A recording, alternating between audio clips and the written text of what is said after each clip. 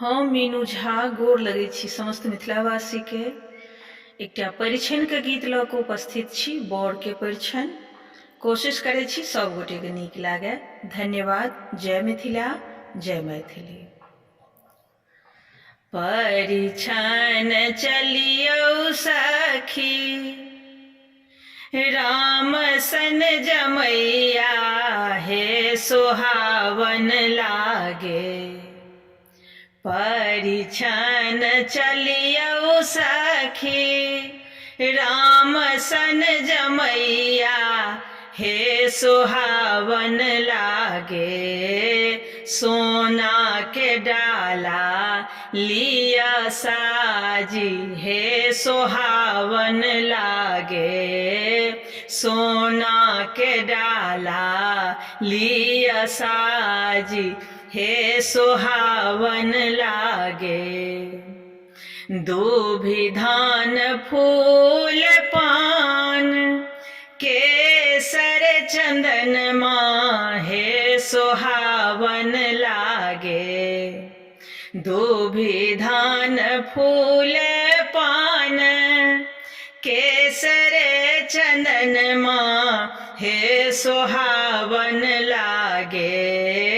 माटी के दियरा लिया बारी हे सोहावन लागे। माटी के दियरा लिया बारी हे सोहावन लागे। परिछन चलियौ सखी, राम सन जमैया हे सोहावन लागे। सोना के डाला लिया साजी हे सोहावन लागे। देरी जूनी करियौ काकी, दीदी बहिन हे सोहावन लागे। देरी जूनी करियौ काकी, दीदी बहिन हे सोहावन लागे।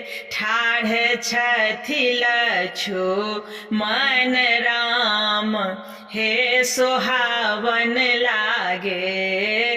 ठाढ़ छथि लक्ष्मण राम हे सोहावन लागे।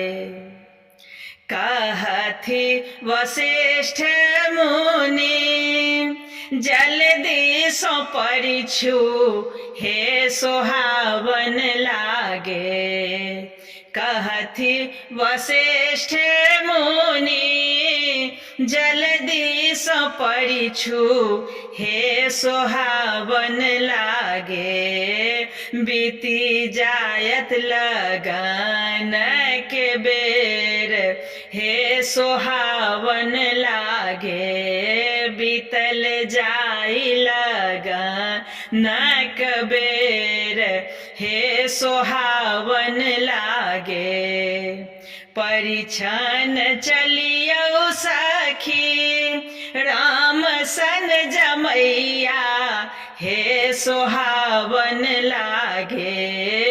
सोना के डाला लिया साजी हे सोहावन लागे। सोना के डाला लिया साजी हे सोहावन लागे।